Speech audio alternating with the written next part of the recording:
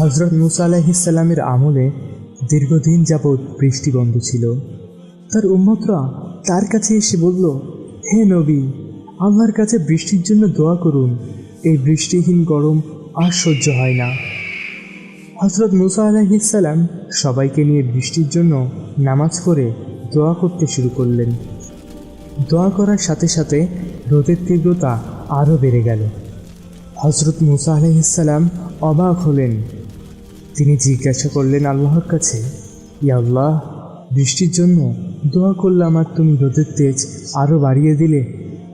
আল্লাহর পক্ষ থেকে জবাব আসলো, এই জামায়াতে এমন এক ব্যক্তি আছে যে 40 বছর যাবৎ আমার নাফরমানি, আমার বিরোধিতা করেছে।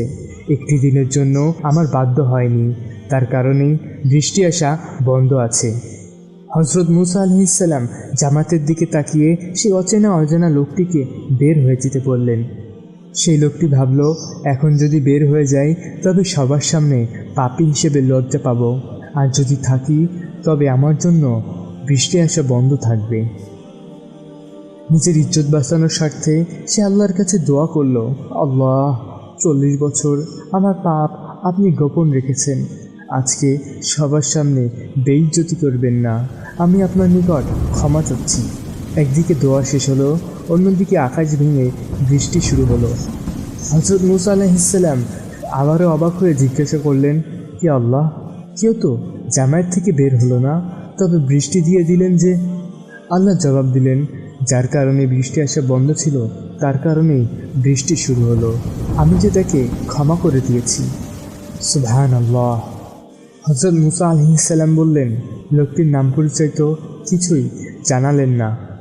আল্লাহ তাআলা বললেন, যখন আমার বান্দা পাপে ডুবেছিল তখনই আমি তার পাপ প্রকাশ করিনি, এখন সে তওবা করেছে, এখন আমি কিভাবে তার পাপ প্রকাশ করব?